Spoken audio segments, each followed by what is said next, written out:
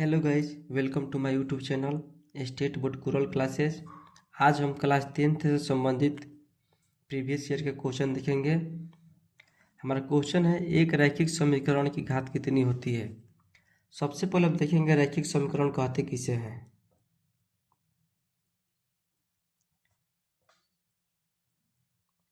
रैखिक समीकरण कहते किसे कहते हैं। जिस समीकरण में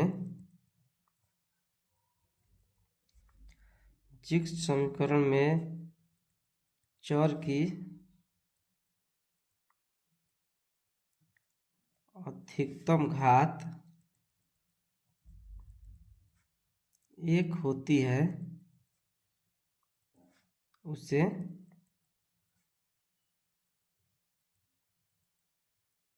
रैखिक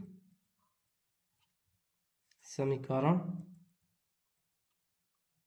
कहते हैं। जैसे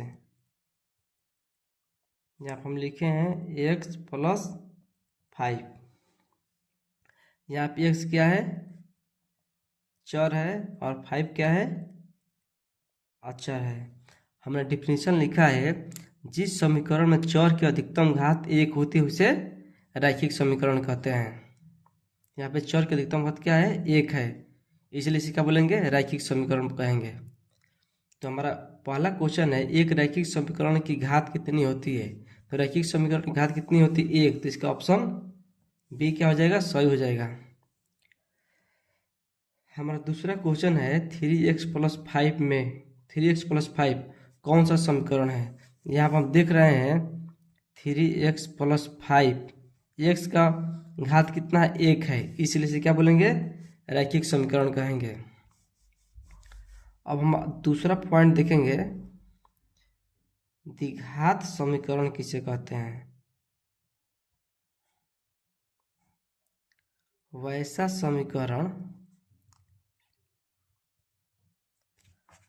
समीकरण जिसमें चर की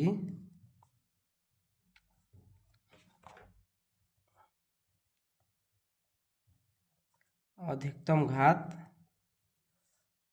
2 हो उसे द्विघात समीकरण कहते हैं। जैसे यहाँ पे लिखे हम x² प्लस 4। यहाँ पे x क्या है, चर है, और चर का अधिकतम घात कितना है, 2 है, इसलिए क्या बोलेंगे, द्विघात समीकरण कहेंगे। इसीलिए से द्विघात समीकरण कहेंगे। तो हमारा अगला क्वेश्चन देखते हैं, द्विघात समीकरण की घात कितनी होती है। तो हमने डिफिनीशन लिखा है, वैसा समीकरण जिसमें चर की अधिकतम घात 2 उसे द्विघात समीकरण कहते हैं। तो द्विघात समीकरण की घात कितनी होती है, 2। तो हमारा ऑप्शन क्या हो जाएगा, सी राइट हो जाएगा। हमारा अगला क्वेश्चन, x⁴ प्लस 4 समीकरण है। तो यहाँ पर हम देख रहे हैं चर का अधिकतम घात कितना है, 2, इसीलिए इसे क्या बोलेंगे, द्विघात समीकरण कहेंगे। ऑप्शन में देखेंगे त्रिघात समीकरण, वैसा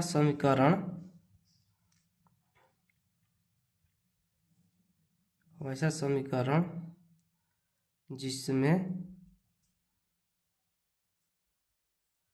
चर की अधिकतम घात 3 हो उसे त्रिघात समीकरण कहते हैं। जैसे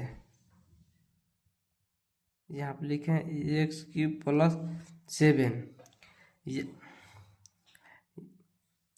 अब हम लोग क्वेश्चन देखेंगे, त्रिघात समीकरण की घात कितनी होती है। त्रिघात समीकरण की घात कितनी होती है, 3 होती है। तो हमारा राइट आंसर क्या हो जाएगा, डी।